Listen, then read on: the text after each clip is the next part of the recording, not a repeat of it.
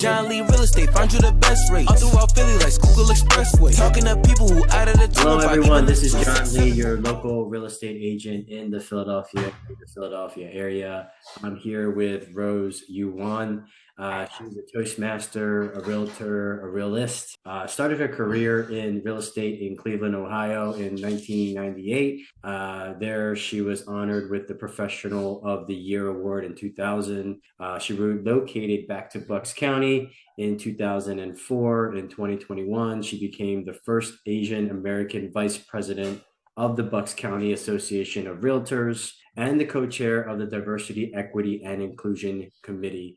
In addition to being active in local, state, and national realtor associations, she's also a member of the 4 minority real estate associations. She's also proudly serving as the advisory board of the Asian American Chamber of Commerce of Greater Philadelphia. Finally, she is currently serving as the president of the Greater Philadelphia chapter of the Asian Real Estate Association of America. of America.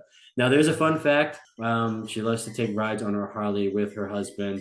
I've actually seen a couple of her pictures, and it's pretty gnarly, Rose. Like when you meet Rose, you think of someone that might be considered to be a little bit more reserved, but in my opinion, I think you're a little far from that, and that's why I think you're such an interesting person to interview. But there's a lot that obviously I shared about you, but for starters, tell the audience really who you really are as a person, and how you got into the game, and what your story is. Well, first off, good afternoon. Thank you, John, for inviting me to your podcast. Of course. And interesting thing before I jump into talk about myself is I've met John a few times now, and we're LinkedIn friends and on the other social media as well. And I've been trying to recruit John to join ARIA Greater Philadelphia chapter. However, he hasn't pulled the trigger and commit to becoming an invaluable member of our chapter, because definitely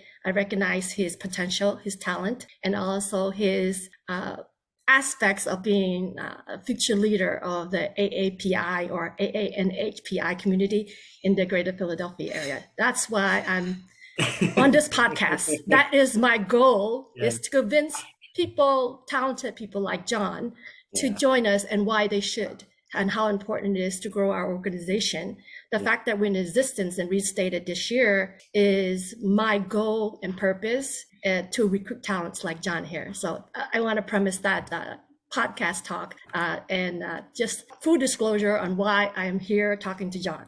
Yeah, no, I appreciate the honesty and just being so candid and straightforward. And that's one of the things that I really liked about you, Rose. Like every time I was at one of these events, you would literally go up to me and be like, why haven't I joined yet? A big part of that, honestly, was when I try to commit to something, I really do commit to it. Mm-hmm. I'm a deacon of my church. I'm also vice president of the Korean American Greater Philadelphia Association. A lot of the events that I see you at, obviously, is with NAP. So that's something that I've considered joining as well. And then obviously, I just thought in my mind, I didn't want to spread myself too thin, because my commitment to these organizations, I'm all out. Like I'm fully involved, and people do see me in those organizations. So that was honestly a part of the reason why I made that hesitation.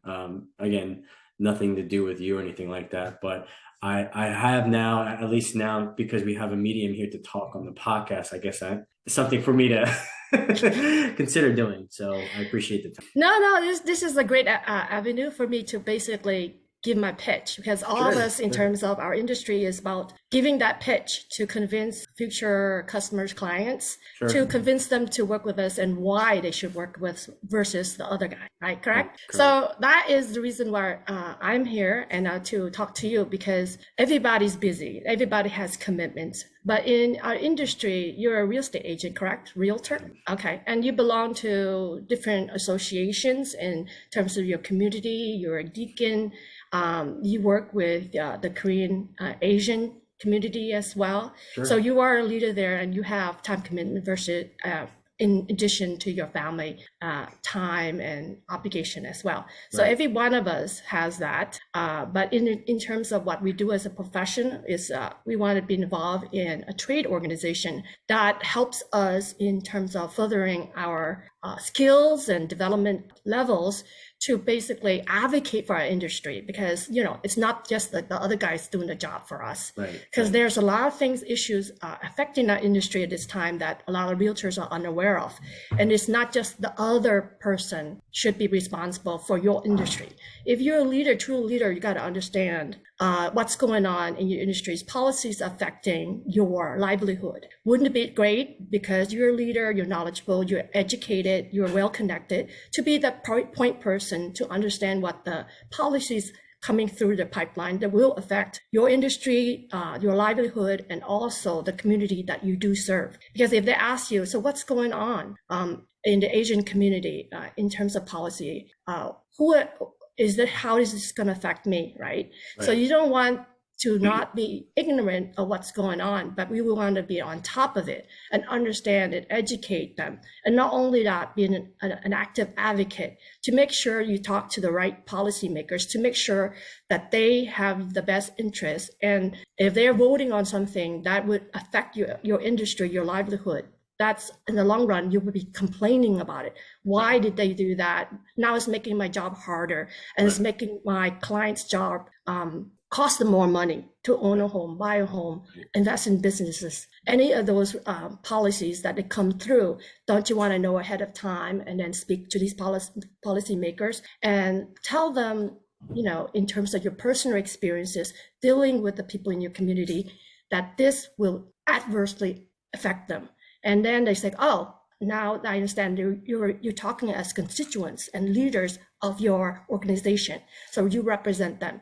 So before this, I was never actively involved. Actually, coming back from your introduction, I became a realtor back in Cleveland, Ohio, back in 1998. I was the first Vietnamese American real estate agent in my community, because we basically came as boat people, immigrants, come to Cleveland, and there's just like 100 families or so settled in Cleveland.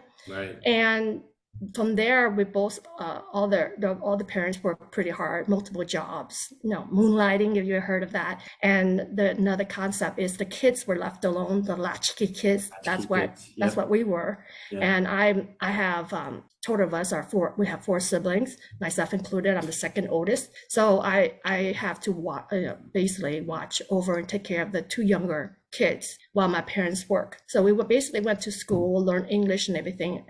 And we had an opportunity to, because of my parents' hard work working in a Chinese restaurant, I was fortunate. Like I said, my siblings actually went to all private schools. My 2 brothers went to private schools there too, also in Shaker Heights, Ohio. And my sister and I went to Laurel School. It's one of the top private schools in the country, actually. Oh, wow. And yes, it's not boarding, but they had all the resources there.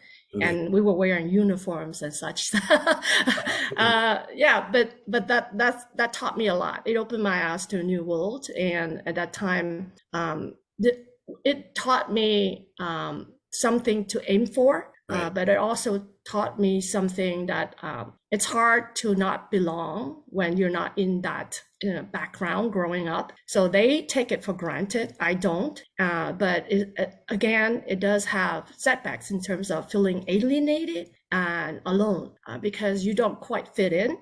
We were not wealthy like them, and we were not white like them.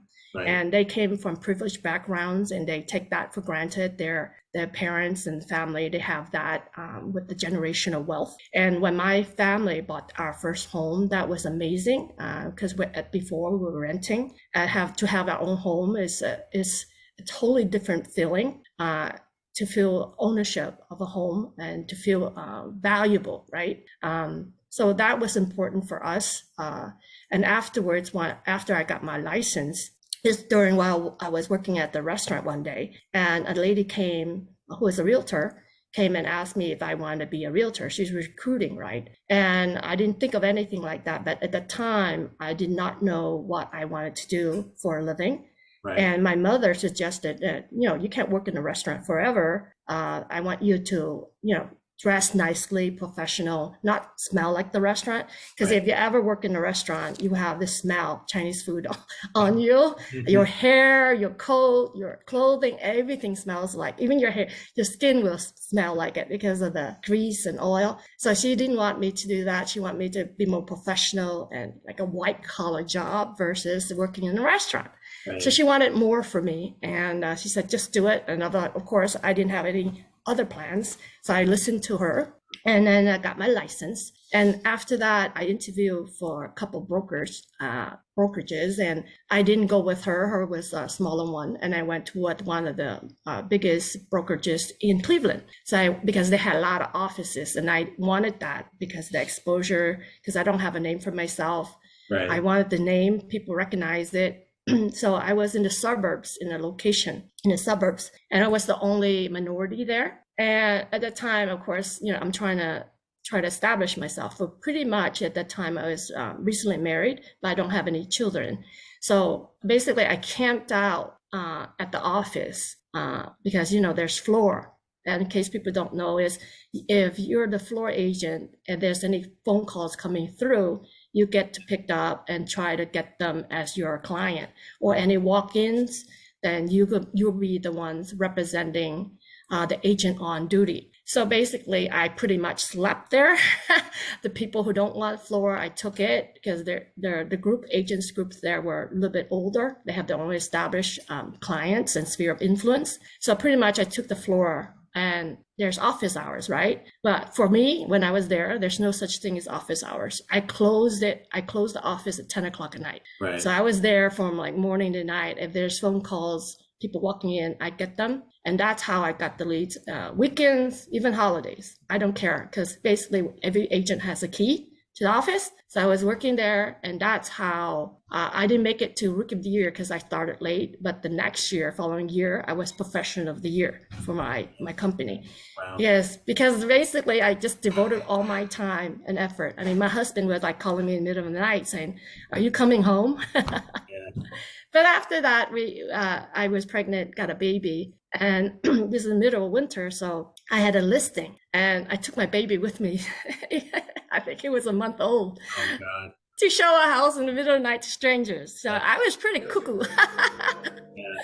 I was just very motivated, very hungry to have that success, work for my own money, and passionate about real estate. So this is something that you have to be in, not just to make a buck. You have to have a reason why you want to sell homes so badly.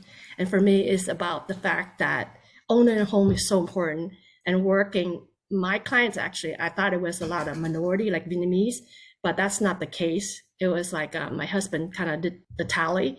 It was 50-50, because 50% was basically the calls in and the walk-ins. And then because they don't know me, so it's hard for me to even start up marketing for my real estate business. Right. But and then the word of mouth, after I start working with the Vietnamese community, then they started like telling their friends and family, like, Rose can help you buy some homes. Then once I get more of them, then more experience and everything. And pretty much when you start as a rookie, you either make it or you don't. But the passion has to be there, the hard work ethic, the perseverance. I mean, we pretty much did everything. I grabbed my husband along. I had this estate sale. The sisters were not in town, and the house was like a little bungalow, right? But the awnings, everything was like chipped off and everything. They just want to get rid of it. But had my husband recruit him, and I painted the awning. I painted the door. Well, my husband and myself did that. And I said, is that okay to give that curb appeal, right? So this is one of the little stories where we did it, and the sisters were really grateful. They wanted to give me like a bonus for doing this extra job. And I said, no, that's okay. It's part of my job. So I fully believe that whatever you want to do, you want to give your all, 100%. Yeah. There's no such thing as 120%. We're math people, right? So 100% is it. So you want to give all to what you do and how you're passionate about in terms of real estate. So that's coming from my dream of working with the real estate industry, because I always, when I was younger, even before real estate was in part of my future, when my parents driving me, my dad's driving me at night, I will at nighttime, I will look at through the windows for each of the houses, and I see, especially around the holidays, Christmas, they would have a Christmas tree there. And, Asian people don't really celebrate Christmas that much with a Christmas tree until later on, maybe a few generations later on, when it become Americanized. And so the Christmas tree, and they see people around, they have a happy life, right? And it's so idyllic. And so when I drive, I keep looking at people's houses. I wonder what's going on in those homes. And the fact that as a real estate agent, we have the keys to go through all these people's homes and experience and learn about them. Their trust in us is unheard of. I mean, Yeah. in what profession do you have access to a key to go into a person's house and they fully trust you to not touch, mess with them? So, and then the trust on us to be professional, that's a profound trust that any professional in this industry should not take it for granted. It's a privilege, and it's something we should promote, that professionals like us is different than someone who's not. So who's just in it just to make a few bucks on the side. Yeah. So full-time professionals, you have to respect that to be because it takes only a few bad apples to basically destroy our reputation, and we don't really need that. So in associations like this with the Realtors Association, of course, we have to belong to the National Association of Realtors, a local association, which I belong to, actually all three, the Greater Philadelphia Association of Realtors, my primary one, which is the Bucks County Association of Realtors, and I recently joined the Tri-County Suburban Realtor Association. So I belong to all three. That's where I'm at Tri-County. Yeah. So this is something that, because I wanted to know how all the different associations work. So I'm learning, I mean, they have similarities, but they have their own culture. And everywhere I go, so you learn a little bit of how they function and how other people function. And you learn the positive things that you can incorporate in your business, and to learn as leaders for yourself. And whatever you think that they should rooms for improvement, you kind of incorporate that as well. This is how you learn, by going around. I haven't moved around in different brokerages like a lot of agents they do. I stuck to one. Currently I belong to Berkshire Hathaway Home Services Fox and Roach Realtors. They used to be, when I first come over and relocated to Bucks County in Doylestown, was Prudential Fox and Roach. So now it's Berkshire Hathaway Home Services Fox and Roach Realtors Fox and Roach. Yeah. Okay. Yeah. I mean, there's so much that I want to ask you. I mean, one thing that I can think of on top of my head was you started off by saying that unlike a lot of immigrants who do not have access to high levels of education, like private schools and stuff like that, it seemed as if you did not obviously take that for granted, right?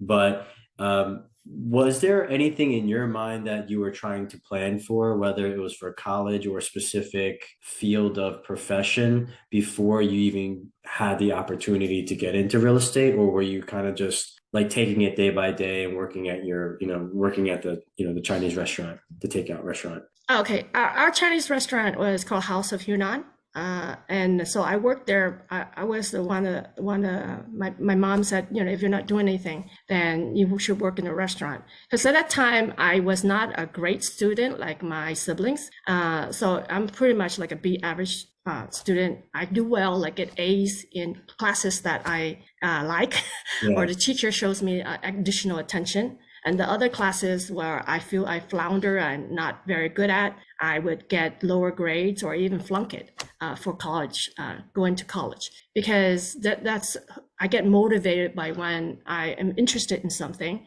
or the teachers pay extra attention to me, then I flourish under their guidance and mentorship. Right. But the classes that doesn't appeal to me, I would totally ignore and don't even care about. So basically I average bound to a B or C plus or something like that. So I'm a more the story of the turtle and the hare. I kind of view myself as the turtle, slow moving, but I keep on moving because based on ignorance or luck, I keep going. Sometimes it's hard to go, but I think it's that mentality where I don't try not to quit, because maybe I'm just ignorant. I just keep on doing it. And a story I can tell you is when my sister and I they started a program in our high school. It's track and field for girls. So they hired this brand new, younger, very ambitious coach, female coach, and we joined the track and field. So I don't mind running. I'm not a very good athlete like my sister. She does tennis, track and field. And one time we were on our first meet, and one athlete dropped out, and they had a hurdle relay, right? And she asked me, so could you like sub, or else they have to drop out of the race? And I said, sure, even though I never saw a hurdle in my life. I never saw a hurdle in my life, right? I never practiced for it. I never saw it, you know, what it looks like. And I said, just sure, because I didn't want to let my sister down. She was on the hurdle relay. So I didn't want to let her down. I just said, yes, why not? Right? So that's me. That encapsulate who I am. I just say yes out of ignorance and just like go to attitude. So basically the first time I ran and jumped on the first hurdle, I passed it. But after that, I think I expended all my energy. My legs become like rubber. And so the second and all consecutive hurdles, I fell from each one. So I dropped down, and during that time, the ground was like one of those gravel with the black. Oh gosh, yeah. So I just like fell down from each hurdle to another. And my sister, I could see my sister at the end waiting for her turn at the end. So I kept going, and every hurdle I went to, I fell down on my knees and hands. But I kept jumping and jumping and jumping. And then finally I made it. And then she was able to go. And true story, right? And it turned out that we got third place because there's only 3 places for medal. And one girl after us, she fell, but then she quit. So her team can't even medal. And out of that, I went to the bathroom. I was like, now I start feeling the pain. I didn't feel the pain at that time, but it was like stuff embedded in my hand and in my knees.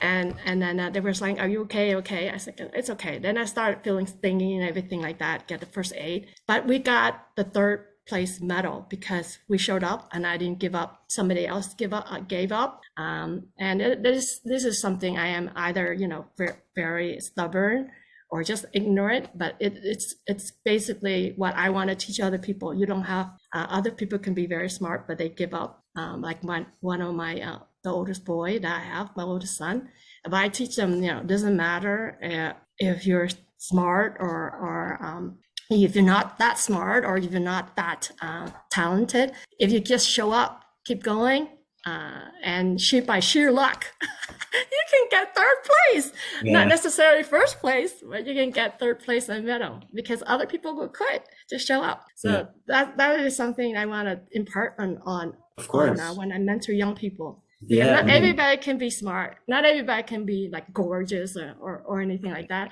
or very, very talented. But if you keep showing up, right place, right time, and just say yes and keep going, then I think you can succeed. And that goes to this industry as well. It's perseverance, the grit makes you stay in the industry for a long time. Yeah, I mean, the last real estate agent who I interviewed, Matt Talent, we talked briefly and we talked about like some of the misconceptions that people have as real estate agents. I think there are a lot of TV shows that even my wife watches, like Selling Sunset, things that you might see on HGTV. And I think the beauty of being a real estate agent is kind of what you see on TV, which is like showing houses and then actually watching the joy of people's faces, getting the keys or at the closing table when they sell their house. But there's a lot of things in between that obviously is a grind. And I'm sure, you know, for example, what your story was on how you started was being on the floor, you know, just having that presence on the floor and being, you know, readily available if someone walked in. For me, it was just honestly making as many connections as I could, dialing and calling as many people as I could, and even like networking opportunities and outlets like this, like podcasts and social media, for me to really reach out to people. Those are all the things that people need to do in this industry in order to, at the end of the day, conduct business and, you know, to make money. But I think what a lot of the times we see is what we see on TV and like the easier things, which is like going to a showing or showing a house. So no, I really appreciate you giving your insight of the grind, because those are the things that we can control. We can control how hard we try. We might not necessarily be able to control the outcome of it, but we can definitely control how hard we're going to try. And my mentor always told me luck comes to those people who try hard. And that's a great like saying that I always try to live by, even for myself. And Rose, like for me, there's just a higher level of respect that I have for you, only because, well, obviously you've been in the industry longer than I have, but it's encouraging because you are older as far as a generation goes, and being kind of the spearhead for the community, especially for the Asian community, it's really inspiring. Because I always tell my friends, if I worked as hard as my mom or dad, I would easily be a millionaire by now. That's There's right. just no way in hell. That's how much credit that I give my parents Right. and people before me, of how hard they work, and Yeah. providing all the opportunities for me to succeed. So even when I think I'm working hard, which do think I do work hard, but No, if I nothing had to compared to compare, them. yeah, if I had to compare just the Yeah. amount of load and like just the amount of work that my parents had to do, it's just not comparable. So thank you for sharing your history and just your wisdom with us. And that's something that I truly really appreciate. I mean, to segue to kind of into the next question, obviously you have a lot of experience. Let's kind of ask this kind of question. So let's just say someone wants to get into real estate, right? Either as an investor or even as an agent.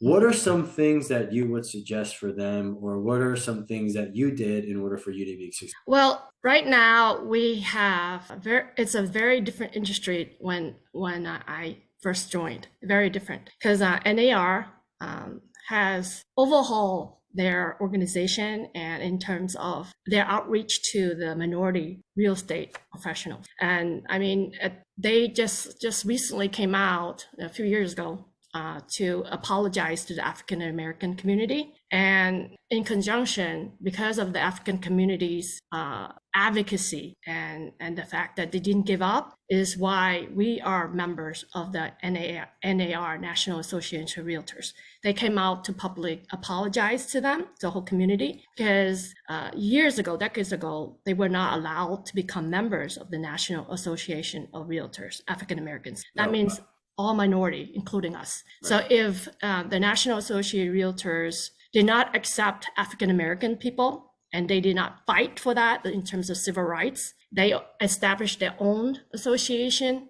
Because if somebody closes a door on you, you got to find another way to open another door for yourself. All right, you don't give up. So basically, that's what they did. So they formed their own NAREB, which is the National Association of Real Estate Brokers. And that's the African American Association. And they were able to work in that industry, helping their community to buy and sell homes and build generational wealth for themselves, because the industry basically was predominantly Caucasian, and they did not allow them to be members in that profession, right?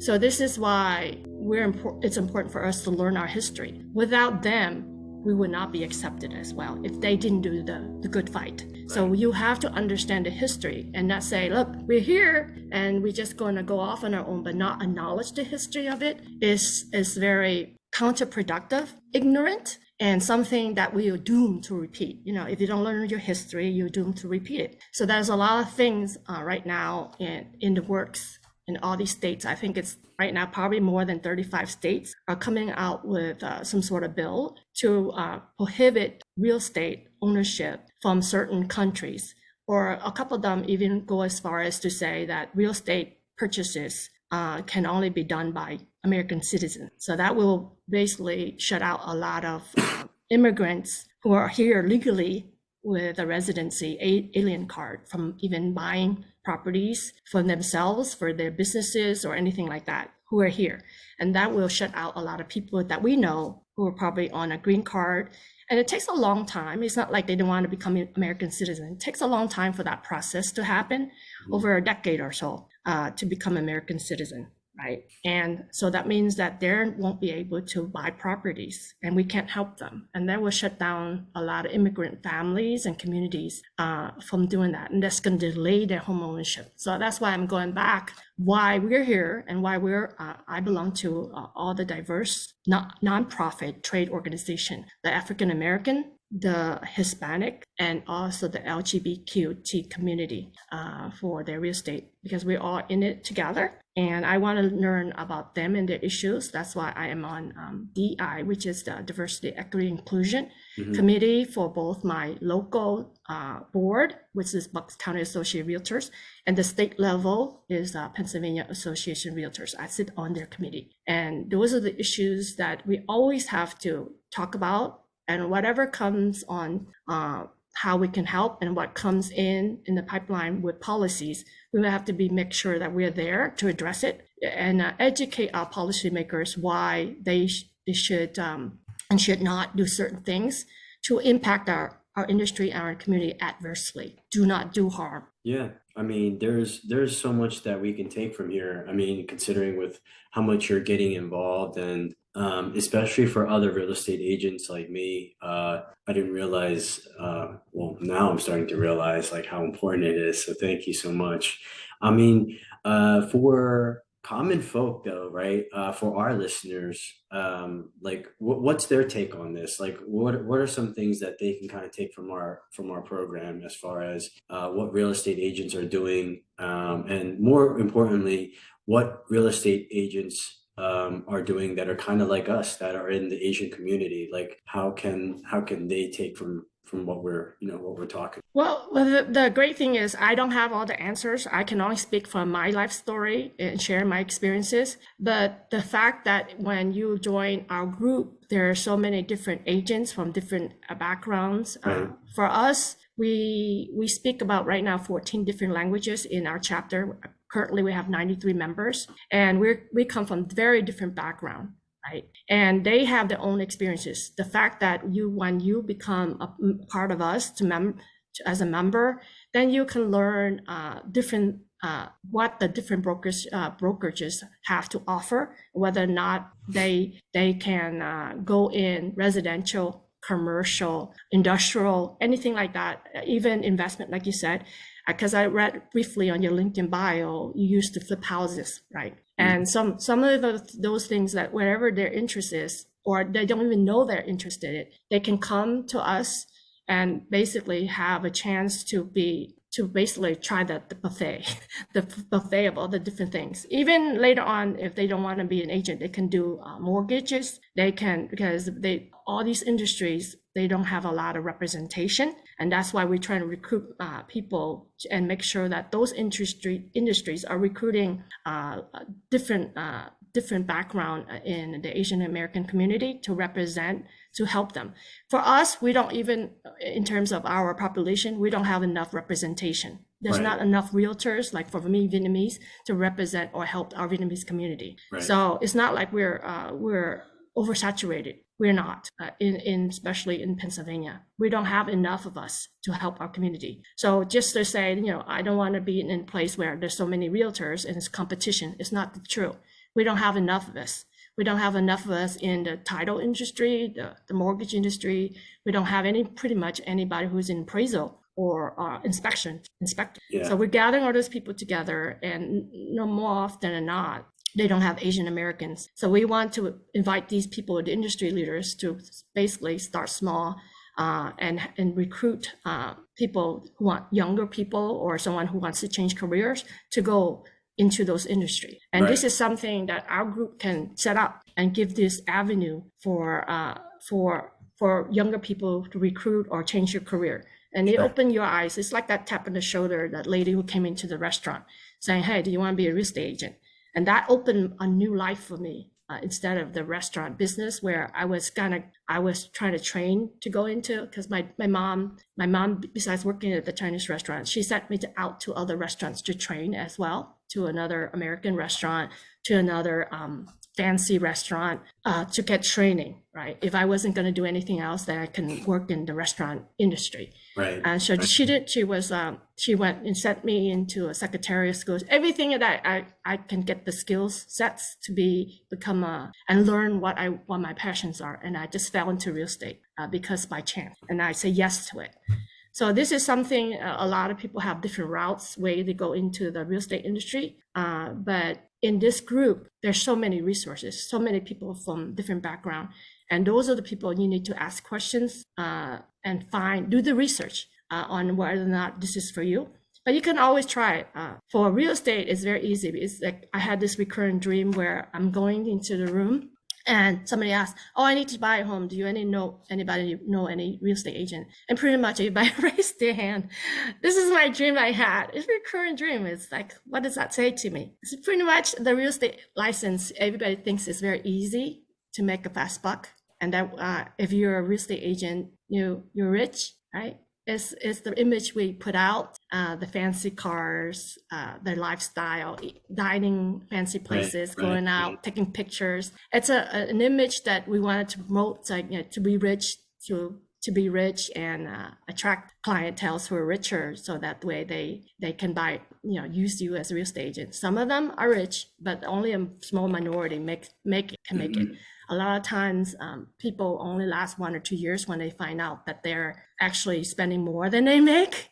Yeah. And they're like, this is how much I make. I better go find another job or let me do this part-time and see what I can do. And then keep my job. Once I can keep on doing this, because, with this, you're an independent contractor and you're not a salary worker. Right. And everything you have to pay out of pocket. And so they realize that these expenses accumulate and they can't afford it and they get out of the business. So you have to come in full with your eyes open. So do your research. There's so many resources now in our, you need just basically just like, hey, John, I want to be a real estate agent. What do I need to do? Is it hard?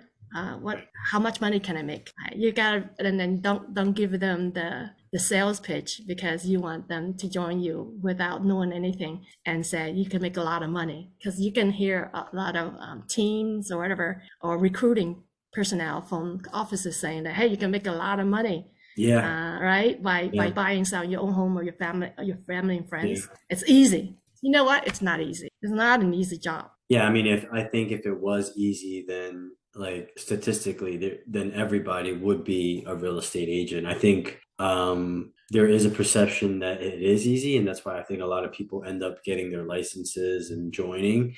Mm-hmm. But for someone, like you said, to really stick it out and make it a career, that's a different animal. Mm-hmm. Quite often I do get asked that, like, John, I'm considering about being in real estate. A lot of the questions that are asked to me are about like the test, like, oh, should I take the test? And like, I'm thinking, like, guys, you got this whole thing mixed up. Like, the test itself is just one part of being a real estate. That's just like it's like one minute detail of being a real estate agent, because I only remember probably like 10% of what's on this anyway. Mm-hmm. A lot of like skills that you need to develop, like on the field, or learning from your broker, or mm-hmm. Getting training on.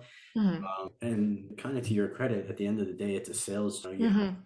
You have to be okay and willing to ask for business when needed. Mm-hmm. Obviously, there's a way to be tactful and not being too aggressive or salesy. That's the word for it. But you definitely want to be confident in how mm-hmm. you appear, and being okay with asking for business when needed. Yeah, I think this was a great interview, Rose. A lot for all of us to consider as not just real estate agents. I think initially, you sharing with your experiences and just sharing even with me and understanding about more about like what organizations we as real estate agents could be part of, but the impact and the work that you're doing for the development of our community. I think last time when you and I spoke, you asked me, like, John, do you know any appraisers that are Asian. And I was like thinking, and I had to like, I know a lot of appraisers, by the way. Like I know a lot, because I've like bought and sold my own homes. I've been in the business for 4 or 5 years now, but I had to really go through the list and think. I'm like, I really don't. I think, like you said, there's opportunity for us to develop, not just in the field of real estate agents, but you're looking far beyond that. You're looking, for all sorts of careers and professions that can be developed in a community that honestly needs it. So, thank you for being an advocate for us. No, thank you. I Yeah. know the time just flew by. There's a lot to say, yeah, but I'm very appreciative that you invited me to your podcast. And this is something that I feel passionate about. And can I do a quick plug?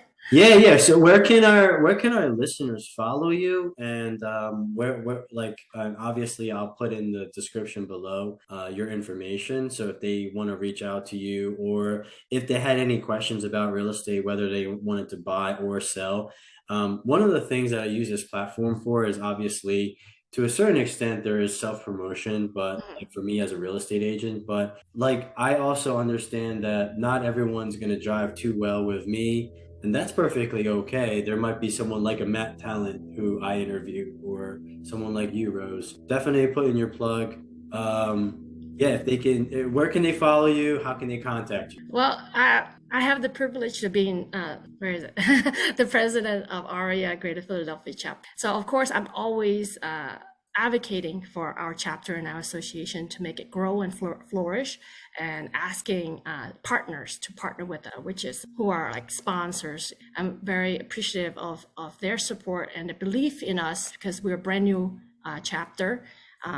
Just a few months young, and right now we have sponsors like BMW of Fort Washington. They're corporate sponsors, and the story how that is connected to our chapter is amazing in terms of serendipity, fate, and luck. And basically in our community, there's not a lot of representation, even in the car industry, right? So my mentor, who is the president of the National Association of Realtors, Mr. Kurt Nishimura, told me that you should reach out to car dealership so they can also have the Asian communities to be their clients as well. So I went through all the different car dealership in our area just to see, their profile of the car sales rep. And I went through each one. And when I went into the BMW for Fort Washington, I saw an Asian lady, and her name was Korean American Asian lady. So I called her up and just said, "Hey, I'm from ARIA.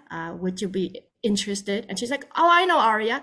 I was a member in DC chapter." She was a mortgage agent prior to that. And she's also a brand new sales rep for BMW in Fort Washington. And she said, "Send me your sponsorship package and I'll talk to my GM, general manager." And a day after that, they said, "Oh, we'll be your corporate sponsor." So they sponsored us based on that. But not just that. I met with the general manager. It turns out that his wife is also Asian, and she's a real estate agent. So you can see how things work when you just reach out to your universe and they just give back to you. Yeah. So that was our first corporate sponsor, and with that we were able to have hope and have our installation, because if we didn't have money, of course we won't be able to do anything. And so our installation was back in March 11th, and it was a wonderful event to basically have our grand opening for our chapter and announcing to the world, here we are. But by the fate and serendipity of how things work in the universe, you just have to put yourself out there and work on that Asian American, Native Hawaiian, Pacific Islander connection. And because, I'm a person of faith like you're a deacon, and I prayed. I said, we need something. We need you to help us. And then of course it just happened. That's so awesome. I'm a full believer in what you wanted to do. You just have to pray, and it comes to you. You have to ask for it. No, If you don't ask for it, it's not going to happen. I just want to extend that to everybody that whatever you want to do in your life, ask for it. Sure. And go for it. Don't just sit back and hope everything comes to you. No, I appreciate that and sharing that the words of wisdom there. Like I said, for our listeners, I'll definitely put your links and your descriptions on below. Rose, thank you for having us. And this is definitely one of the more unique conversations that I've had with someone. So thank you so much. I know we didn't go through any of these questions. I know we didn't. I had a list of like 10 questions, and I think I maybe went over one or half of them one, but sometimes these podcasts are not 1 hour, is a little bit too long. I was in another podcast, it was like 40 minutes or something to cut it short, but you can edit whatever you wanted. But this is beautiful. Like I said, this is a lot of content, so thank you very much, and I'll be looking forward to hearing. All right, thank you very much, John. Right. Bye. John Lee Real Estate, find you the best rate. All throughout Philly like Schuylkill Expressway. Talking to people who out of the 215, even the 267, who always helping like, no time for no student.